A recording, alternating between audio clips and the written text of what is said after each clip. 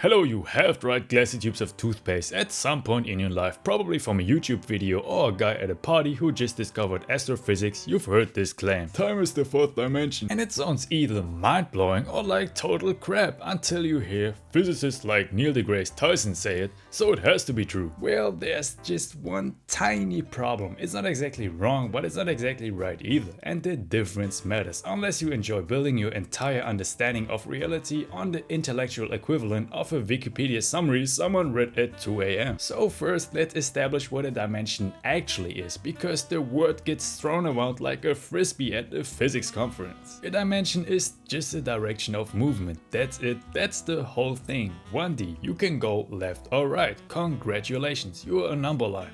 2D, you can also go up and down, you're a piece of paper, or Super Mario, no depth, flat life. 3D, you can go up, down, left, right and forward and backward. Congrats, you're a normal person, probably. And yeah, this is the reason you can, obviously, walk around the wall instead of just staring at it forever. So from this logic, a fourth dimension would just be another direction, completely perpendicular to those three spatial ones you already know. Not time, not feelings, just another direction in space that we structurally cannot point to, because our brain is built for three. Mathematically, it's completely real. Physically, nobody's found it yet. But the more important thing is, nothing about the definition requires it to be time. So where did the time thing come from? In 1905, Einstein published special relativity. Then in 1908, alright, I'm gonna spare you the details, but some scientist named Minkowski stated to fully describe where something is and when it is, you need 4 numbers, 3 spatial coordinates and 1 time coordinate. And that's generally useful and correct. If I tell you a concert is at Madison Square Garden without telling you when, you are going to stand there on a random Tuesday looking like an absolute raisin. So Minkowski bundled space and time into one framework, called it Spacetime, and suddenly everyone started saying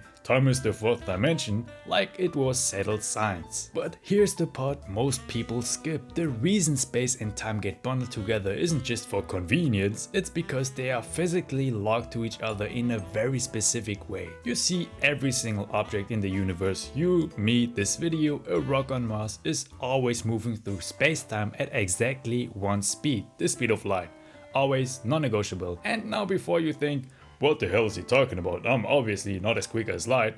Well, the difference is just how speed is distributed. Think of it like a light speed bar. Right now, sitting still, you are spending your entire speed budget moving through time. That's why you are aging. The moment you start moving through space though, some of that budget gets redirected away from time, therefore you age slightly slower. A photon, a particle of light, spends its entire budget on space. 0 is left for time. From a photon's perspective, no time passes at all between leaving a star and hitting your eye, even if that journey took 10,000 years from yours. Now, before someone in the comments decides to become the world's first time-resistant marathon runner, no.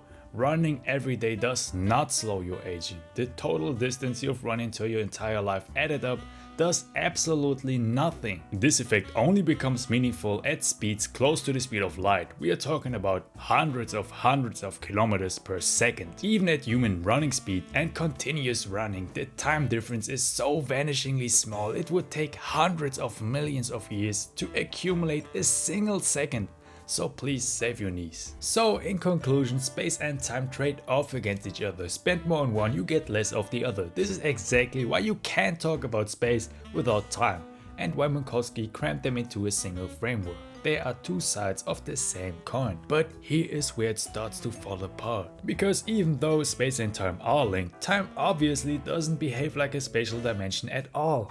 Problem 1. You can't go backwards. With any spatial dimension you can go left, right, up, down, forward, backward, but time, you get one direction, forward. Problem 2. The math treats it differently. In the actual spacetime equation, the one physicists actually use, the 3 spatial dimensions get a positive sign and time gets a negative sign. Mathematicians call this a pseudo-Riemannian metric, which sounds like an insult but is actually just a fancy way of saying time is the weird cousin of the family reunion. Problem 3. You can't rotate time into space. You can rotate between spatial dimensions all you want. You are swapping between X, Y and Z constantly. But you cannot rotate time into space.